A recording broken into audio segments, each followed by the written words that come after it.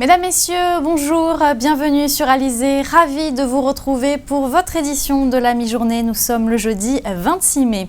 Ouvrons cette édition avec cette opération des forces de l'ordre qui s'est déroulée hier soir dans plusieurs quartiers pointois, des quartiers situés en zone de sécurité prioritaire, contrôle routier, travail dissimulé ou encore prostitution. Une soixantaine de policiers étaient présents ainsi que le procureur de la République et le préfet de région. Anne-Elisabeth Artsen était également sur place. Travail dissimulé, armes, stupéfiants ou encore prostitution. La nuit dernière, en présence du préfet et du procureur, les forces de sécurité ont coordonné une vaste opération de contrôle d'établissements nocturnes mais aussi routiers dans certains quartiers de Pointe-à-Pitre dont la réputation en la matière n'est plus à faire. Ces opérations, sont conduites avec beaucoup de force depuis le début de l'année. J'ai annoncé que la lutte contre la délinquance était, ma priorité.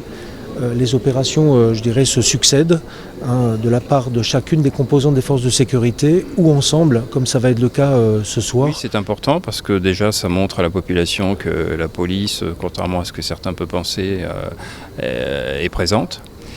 Ce sont des opérations qui ont aussi un effet totalement positif puisque ces opérations ont des résultats importants en matière de saisie puisque nous saisissons régulièrement des stupéfiants et des armes, ce qui permet de diligenter ensuite des enquêtes judiciaires. Une soixantaine de policiers a donc investi les rues. Fouilles corporelles, vérification de titres de séjour. Vous avez un titre de séjour, vous avez un titre de séjour. Ou encore recherche de stupéfiants avec chiens. Durant environ 1 heure, les contrôles se sont enchaînés. Nous sommes satisfaits de l'opération. Je vous dis, c'est des opérations quotidiennes, donc c'est pas pour nous quelque chose de particulièrement spécifique. Mais effectivement, ces opérations, les effectifs de police sont engagés au quotidien dans ce genre d'opérations qui sont tout à fait indispensables dans la lutte contre la délinquance. Ces opérations, réalisées sous réquisition du procureur de la République, sont quasi quotidiennes dans cette zone de sécurité prioritaire, considérée comme sensible et visent donc à rechercher des infractions à la loi pénale, puis à diligenter des enquêtes et ainsi entamer des poursuites à l'encontre des personnes en infraction, même si durant notre tournage, personne n'a été interpellé cette nuit-là.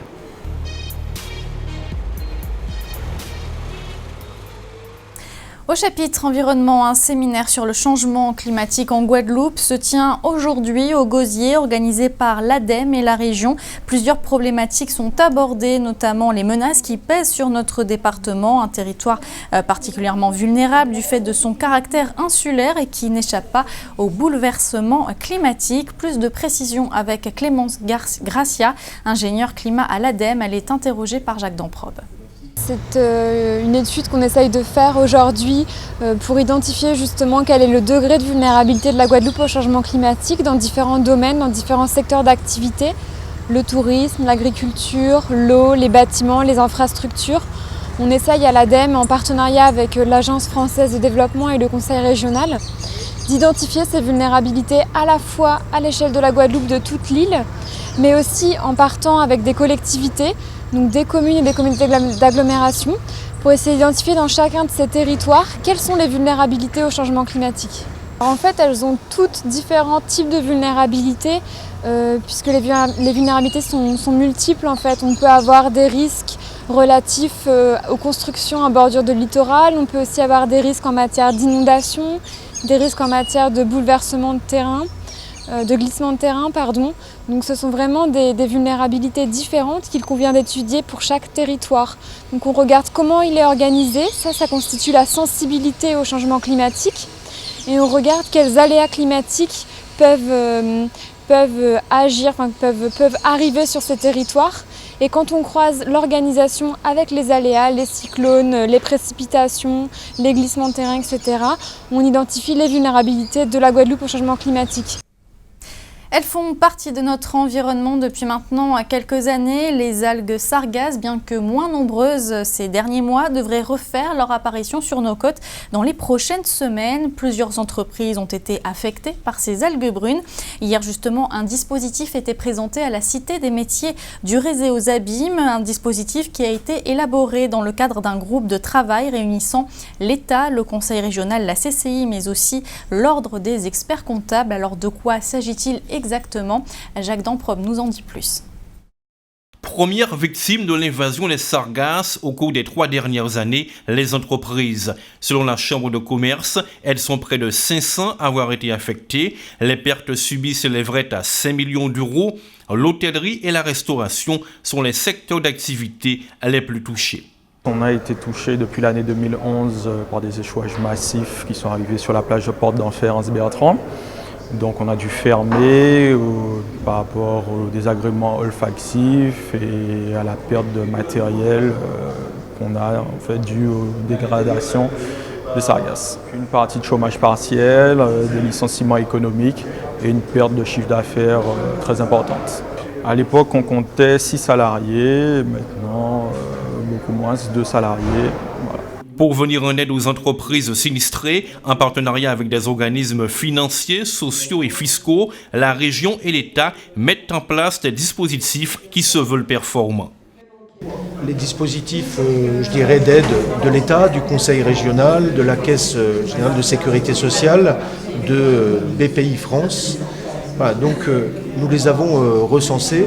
Et aujourd'hui, comme vous le dites, il s'agit effectivement de faire tourner à plein ces aides, de les faire connaître et de nous coordonner pour que les entreprises puissent, si c'est nécessaire, les mobiliser facilement et rapidement. Des dispositifs qui existaient bien avant que les vagues de sargasses ne se déversent sur le littoral.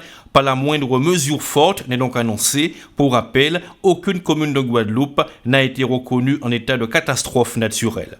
Vu les difficultés, vu les pertes que nous avons, vu le nombre d'emplois que nous avons perdus, l'État aurait pu faire un geste, même sur une durée de 6 mois, pour pouvoir soutenir l'économie du pays, le tourisme et l'hôtellerie. Nous, Chambre de commerce, c'est vrai qu'on a voulu aller un peu plus loin en demandant pour nos entreprises la déclaration de catastrophe naturelle qui permettrait aux assurances d'activer un peu certaines indemnisations.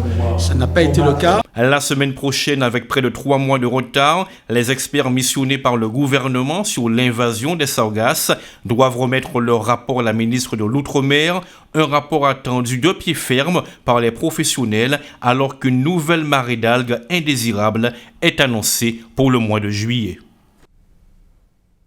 Et vous l'avez donc entendu dans ce reportage, près de 500 entreprises guadeloupéennes ont été touchées par cette invasion d'algues sargasses. C'est le cas notamment à Petit-Bourg. Loïs Ignace s'est rendu sur place.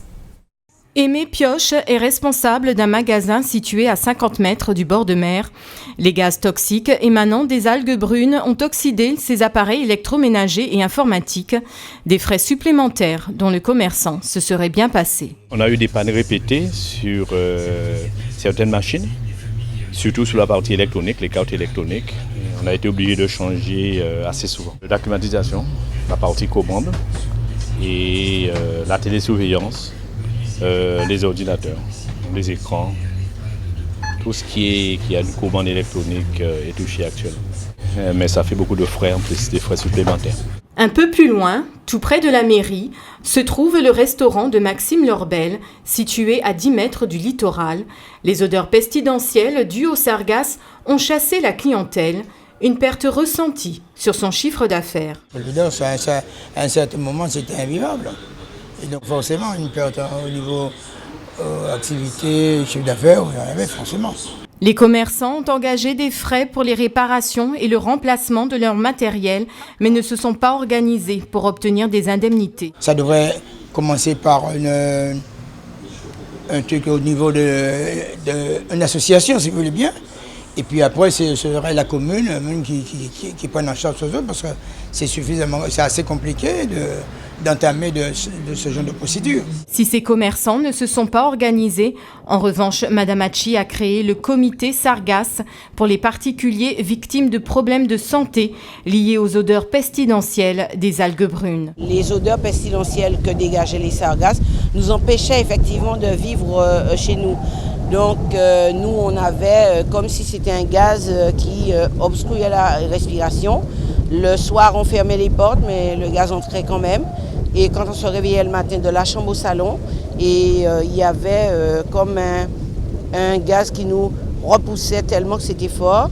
Et si bien qu'à un moment donné, on perdait tous les éléments de la cuisine, tous les éléments de la maison, des réfrigérateurs, des ordinateurs, des machines à laver, même la climatisation. À partir du moment où il y avait les vagues sargasses, on pouvait savoir que les robinets devenaient tout noirs et ils s'oxydaient à grande vitesse. Nous avons demandé aussi à qui devait justement nous indemniser sur la perte dans les habitations. Et jusqu'à présent, nous n'avons rien eu. Le comité Sargasses a interpellé le maire de Petit-Bourg et le préfet, mais leurs doléances sont restées sans suite. La session 2016 de l'opération financement du permis B a été lancée en fin de matinée à la mairie de Bémao. 135 jeunes bémaotiens vont prochainement intégrer une auto-école afin de suivre leur formation. Des jeunes inscrits dans une démarche d'insertion sociale, mais aussi d'insertion professionnelle. Il faut savoir que cette mesure intervient dans le prolongement des états généraux de la jeunesse. Plus de précisions avec Maggie Etienne, adjointe au maire de Bémao. Elle est interrogée par Marion Bordier. Et maintenant, nous sommes à 135 bénéficiaires. C'est la première fois que nous en avons autant. Alors, c'est 1 000 € par bénéficiaire. Le dispositif était arrivé pour les jeunes jusqu'à 30 ans. C'était jusqu'à 30 ans. Et là, maintenant, nous avons été un petit peu plus loin parce que nous nous retrouvons avec des jeunes femmes ou des jeunes hommes qui ont déjà une famille, qui ont 40 ans, qui n'ont pas de permis. Donc, nous avons un petit peu revu l'âge pour que les jeunes puissent passer ce permis. Des jeunes bémaotiens qui peuvent également profiter depuis le début de la semaine des horaires aménagés de la bibliothèque pour réviser leurs examens, le brevet, le bac ou encore des examens d'université. Il s'agit de l'opération Révise Exam jusqu'au 18 juin et certains jours de la semaine, la bibliothèque est ouverte jusqu'à 20h. Des séances de coaching sont également organisées pour apprendre à mieux gérer son stress. Les détails avec Marion Bordier. D'ordinaire fermée le lundi et le jeudi après-midi, depuis le 2 mai, la bibliothèque de Bémao ouvre ses portes. Les autres jours de la semaine, excepté le dimanche, elle ne ferme qu'à 20h. Ces horaires aménagés dans le cadre du dispositif Révise Exam sont une véritable aubaine pour les élèves en cette période d'épreuves scolaires. Ces horaires-là sont vraiment très bien, franchement, au niveau par rapport à avant où on ne pouvait pas forcément venir après les cours. Donc ça fermait environ aux mêmes horaires que l'école. Beaucoup d'étudiants, au lycée ou encore à l'université, en profitent donc pour réviser. Cet environnement calme, bien loin du bruit et des éventuelles distractions de la maison, semble les stimuler. Je préfère vraiment venir à la bibliothèque pour réviser, puisque comme aujourd'hui on est venu en groupe pour répéter notre présentation, ce qu'on n'aurait pas pu faire par exemple chez nous, par Skype, non. Chez moi, j'arrive pas vraiment à réviser, vu que je me dis aujourd'hui je fais ça, mais en fait je le fais pas, alors qu'ici je suis forcée à travailler. Depuis la première édition, Révise Exam a bien évolué, aussi bien au niveau des manuels de révision mis à disposition que des ateliers proposés. On a rajouté des jours d'ouverture, on a proposé aussi des ateliers, justement. La première année, nous avions des ateliers sur l'alimentation. Cette année, on a un atelier coaching en développement personnel et en bien-être, ce qui est, à notre avis, essentiel pour la période d'examen. Les prochaines séances de coaching, encadrées par une professionnelle de la communication, auront lieu les 28 mai et 4 juin prochains, de 10h à 17h à la bibliothèque. L'occasion pour les élèves d'exprimer leurs éventuelles craintes quant aux examens et de recevoir multiples conseils avant de plancher. En attendant, c'est le nez plongé dans les manuels scolaires et les cahiers qu'ils pourront profiter des horaires élargis de la bibliothèque de Bémao, et ce jusqu'au 18 juin prochain. On en vient à l'actualité dans notre grande région de la Caraïbe. Nous irons ce midi aux îles Caïmans où la BNP Paribas pourrait bientôt se retirer. Mais tout de suite, direction Trinidad où s'est rendu le président vénézuélien Nicolas Maduro. Voici l'actualité Caraïbe. Échange de bons procédés, le Venezuela va acheter pour 50 millions de dollars de produits alimentaires à Trinidad et Tobago. Cette dernière achètera en retour le pétrole du Venezuela, Le Premier ministre de Trinidad, le Dr Kes Rowley, a déclaré que son pays est impatient de pouvoir aider le Venezuela dans la crise alimentaire qu'il traverse en ce moment. La ministre du Commerce et de l'Industrie, Paula Gopis-Kun, a ajouté que son ministère avait transmis une liste de tous les produits manufacturés que Trinidad pourrait envoyer au Venezuela. Lors de leurs entretiens, Maduro et Rowley ont discuté du rapatriement des 5 ressortissants trinidadiens au Venezuela qui sont emprisonnés depuis 2 ans à la suite de soupçons de terrorisme. Les 2 dirigeants ont fait part de leur satisfaction d'avoir entamé des discussions aussi fructueuses dans un contexte tendu. En effet, des dizaines de Vénézuéliens vivant à Trinidad se sont réunis à l'extérieur du centre diplomatique pour une manifestation anti-Maduro. BNP Paribas pourrait se retirer totalement des îles Caïmans britanniques en y fermant ses dernières branches encore actives. Cette démarche serait une réponse aux pressions exercées sur la banque française par les ONG et l'association altermondialiste ATTAC au nom de la lutte contre l'évasion et la fraude fiscale internationale. Pour BNP Paribas, le choix de fermer ses succursales basées aux îles Caïmans s'inscrirait dans la volonté de se désengager des États et territoires jugés non coopératifs en matière de lutte contre la fraude fiscale. L'enjeu serait donc moins financier que lié à la réputation et à l'image du groupe. Pour sa part, ATTAC voit dans ce retrait le résultat de plusieurs mois de mobilisation de l'association et de ses partenaires, comme l'opacité des paradis fiscaux. ATTAC estime que le retrait de BNP Paribas des îles Caïmans est une victoire importante, car ce paradis fiscal est le numéro 1 mondial en matière de dépôt par des non-résidents, soit 1310 milliards de dollars déposés dans les institutions financières locales, selon les données de la Banque des règlements internationaux.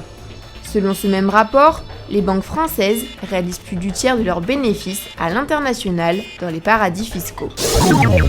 Le président américain Barack Obama a critiqué le Congrès pour avoir refusé de soutenir sa demande d'un fonds américain de 1,9 milliard de dollars pour lutter contre la propagation du virus Zika.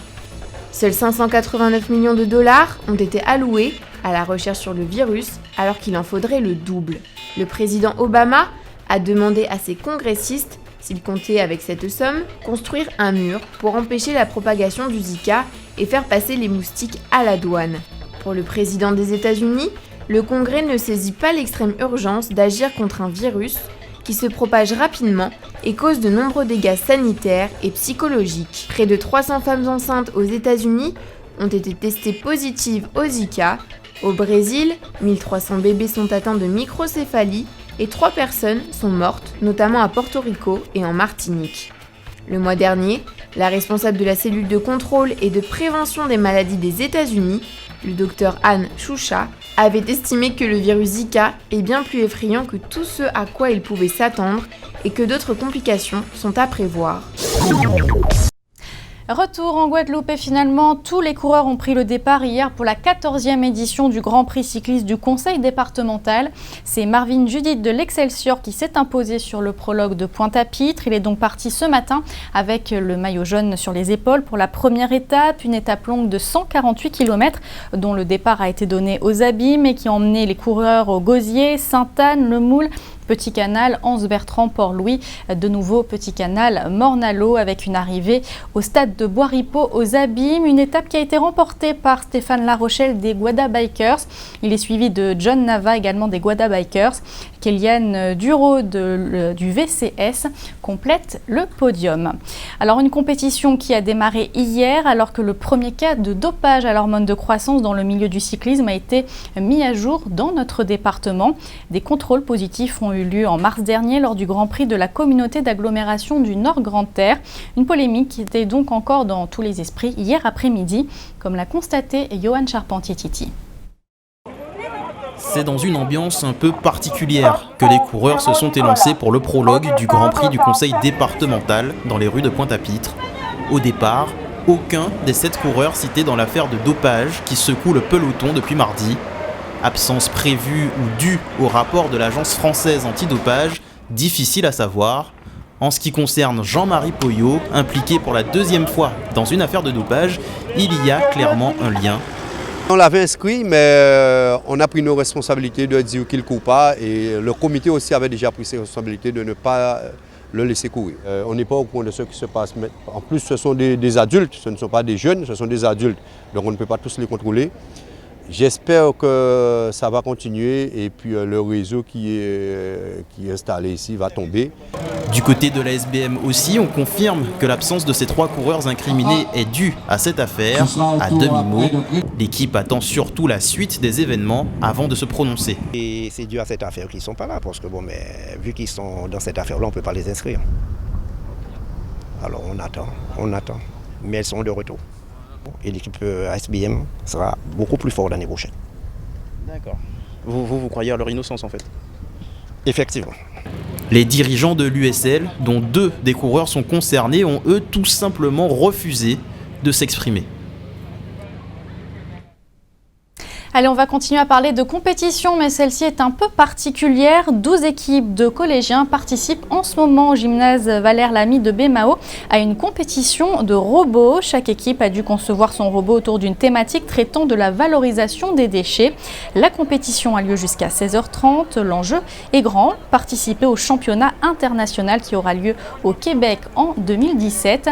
Les précisions de Christophe Stéphan, il est membre de l'organisation de Robotic First. Il est interrogé par Marion Bordier. Chaque année aussi, il y a un thème.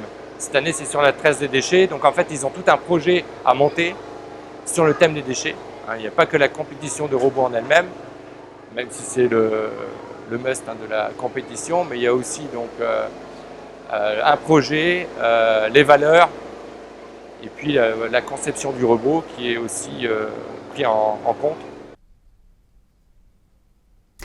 Focus à présent sur une activité de loisirs qui séduit de plus en plus les Guadeloupéens, le roller. Il faut savoir que 3 associations existent en Guadeloupe. Les licenciés vont d'ailleurs se retrouver ce samedi pour une compétition. C'est le cas de l'association Blues Rollers du Rézé. Muriel Barlagne a pu suivre un de leurs entraînements. C'est un cours de roller pas tout à fait comme les autres. Celui-ci intègre des exercices qui permettent de se préparer à une compétition. Le 28 mai prochain, les 3 clubs de roller de la Guadeloupe vont se mesurer. Au programme, speed slalom et blader cross, c'est-à-dire course avec virages et obstacles. Les élèves, des licenciés du club Blues Rollers, sont âgés de 6 à 16 ans. Certains débutent, d'autres sont avancés, mais tous sont animés de la même soif de sensations fortes et de certains goûts du risque. Ça m'améliore parce que quand j'étais plus petite, je suis tombée et mon bras gauche, il était cassé. Donc j'ai voulu recommencer. Sur les rollers, je me sens vivant. Ça me motive. C'est un moyen de déplacement comme tous les autres, sans polluer la planète en fait. Les pratiquants confirmés s'essayent au roller agressif. C'est le nom donné au roller acrobatique, l'une des formes les plus spectaculaires de ce sport. En Guadeloupe, pour le pratiquer, il n'existe qu'un seul skatepark installé au complexe sportif Fritz Cracus du Rézé. À bientôt 18 ans, Boris s'est laissé séduire par la discipline au point d'envisager d'en faire son métier. Dans le roller, c'est le fait la vitesse. Lorsqu'on roule, on a l'impression de voler, on a le casque, mais on a l'impression d'avoir les cheveux au vent, de se laisser porter par le vent. Et plus particulièrement lorsqu'on fait du saut, par exemple, comme vous voyez la table qui est derrière moi, on saute, on a vraiment l'impression de voler lorsqu'on monte vraiment haut. Donc c'est ce qui me plaît dans le roller. Avec 100 licenciés en 2016, les Blues Rollers ont vu leur effectif diminuer. Dans le même temps, le club observe une hausse du nombre de pratiquants, grâce notamment aux animations qu'il propose dans les établissements scolaires. Il y aurait 800 à 1000 personnes sur des rollers par semaine. Le roller se porte bien parce qu'il est en train de se développer, avec notamment la création de la Ligue de roller. Donc ça serait une belle avancée pour ce sport qui mérite d'être connu par petits et grands. Donc aujourd'hui on est 3 clubs sur l'île et on espère qu'il va y avoir des petits qui vont arriver derrière.